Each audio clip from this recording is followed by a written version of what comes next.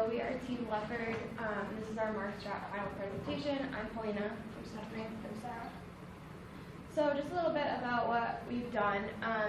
As you can see on the left, you can see our SPI, our revenues, and our total market share. You can really see the biggest jump was from the 6th to 7th period, where our biggest change in what we did was increasing our R&D and basically actually doing R&D. So over here you can see some of the different ones. So we started from period 0 to 5 with essentially just our basic products. Period 5 we launched Cat, which absolutely did horrible and just lost a ton of money for us. But then once we hit period 6 to 7, we introduced a different R&D project for all 3 of our brands. So we introduced Pokey, Poker, and Poke, and all 3 did incredibly well for us, as you can see. And then after that, once again in period 8, we did another R&D project for all 3 of our brands, and we continued to go up significantly all the way till period 10, where we obviously did our best. So just a little bit about the brand revenue versus brand contribution. For brand contribution, Most Save One did our best, Most the least, and Move in the middle. Move, we aimed towards the high earners, Most towards shoppers, and Most Save One towards the savers. And as you can see by this picture, besides Most, we were pretty close to our target market. So the first lesson that we learned was that market trends are important. So looking at what consumers are doing, where they're buying, and then adapting to these needs.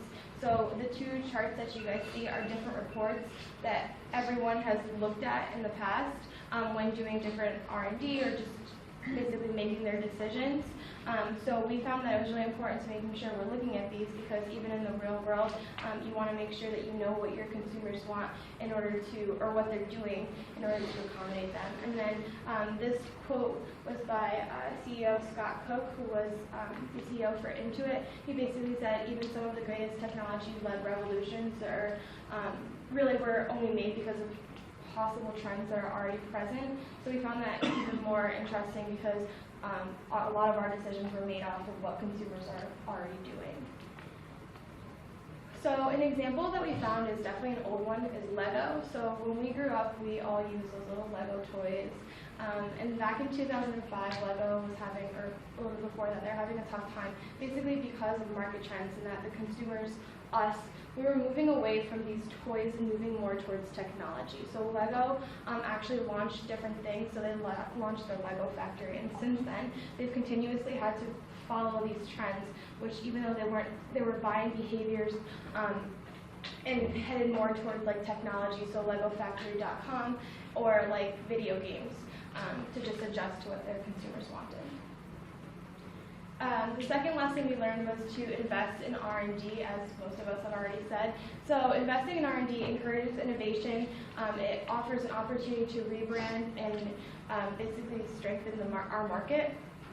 So as you guys saw from our results, the fact that we did an R&D project for all 3 of our brands and really increased our revenue, we were doing really, really bad in the beginning, and we didn't start to get profitable until we started investing in R&D. So companies that do invest in R&D obviously have the opportunity to get all of these different things. So Alphabet, the parent company of Google and Amazon, are the top spenders in the market right now for R&D. Big spending on R&D gives them an advantage in their industries as they're thinking more long term for their products. By spending money on discovering new knowledge and developing new products, including the salaries and benefits of those doing the work, it creates the knowledge to give the consumers what they want, much like what we had to do to find for our consumers in the game. So the third lesson that we learned through Mark Strat is watching your competitors. You can learn from their success, you can learn from their mistakes, and you can take some of their lost opportunity. So what we related that back to was the Red Queen. We did our Red Queen assignment on Panera and Chipotle. They constantly are competing with each other for their consumers and their customers. When Chipotle had the E. coli, Panera kind of took advantage of that and did a lot of safety precautions, and Chipotle lost a lot from that, so Panera gained a lot. So just in conclusion, as we previously said, following market trends, investing R&D, and then watching competitors are important factors to have a successful company, as ours did by the end of our market strat submission.